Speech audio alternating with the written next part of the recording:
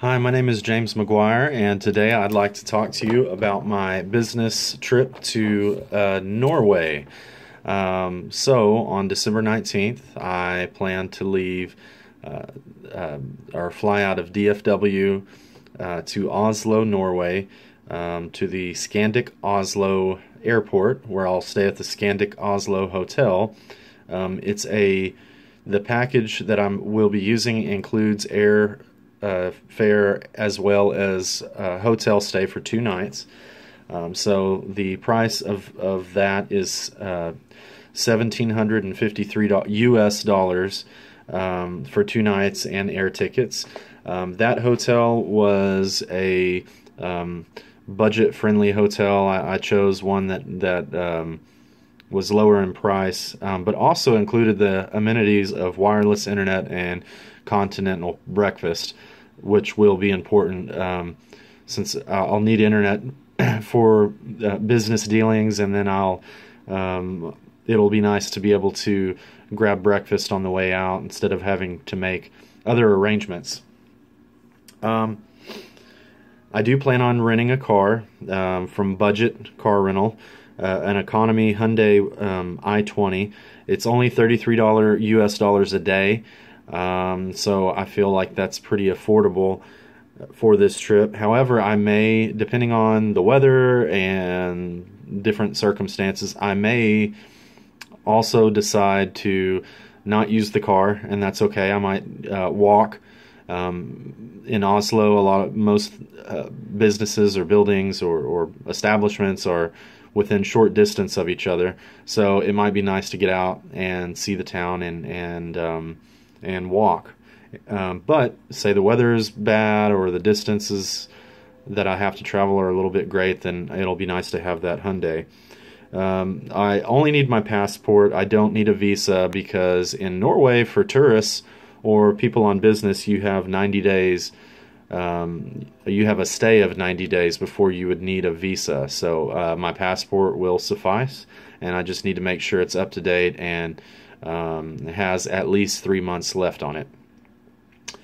My per diem, it's kind of hard to say what to plan, so I'm just going to take 100 US dollars, which translates to 853 krone, because the conversion rate is 1 US dollar to 8.53 Norwegian krones. So that's going to be my per diem to cover really just food and entertainment expenses, anything like that, anything I might need while I'm there, toiletries, anything like such as that. So I had to learn some cultural aspects about Norway for my trip. So I studied some real basic phrases to help me get along. 95% of Norwegians, their native language is Norwegian. So it's important that I know at least some basic phrases. Hello and goodbye, or hello and hadet. How much, if I'm going to buy something, is hivor me. Yes and no are pretty easy. It's ja and nay. Thank you is tak skal du ha, and no thank you is nei tak. So with those 5 or 6 phrases, I should be in better shape than I would have been before. Another thing it will be important to do is to respect cultural differences.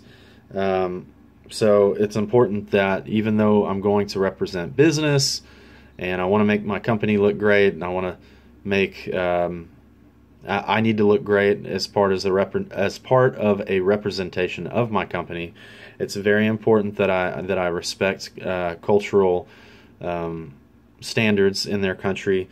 In Oslo, they respect what's called Jante law, which is based off of humility and respect for others. It's an egalitarian type of culture, so people are equal. There's not class differences between say your boss or your upper level management and your employees. Everyone treats each other equally and is on a first name basis. And it's also important that I'm not, real vocal about my achievements or the wealth of our company or things like that. I need to make sure that I'm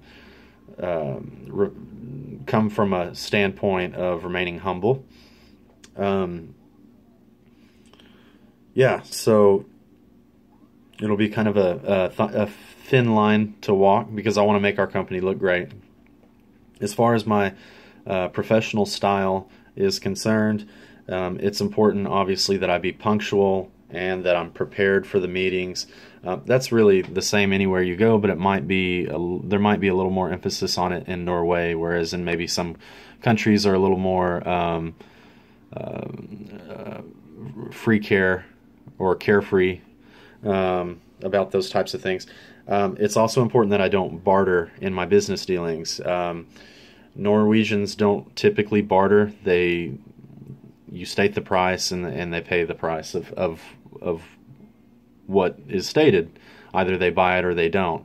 They're very cautious about making decisions, buying decisions, so I need to not be worried about them taking their time to make a decision, but I also need to make sure that my price on the service that I'm providing is set and that I've thought about it and made sure that it makes sense for me and also provides value for them.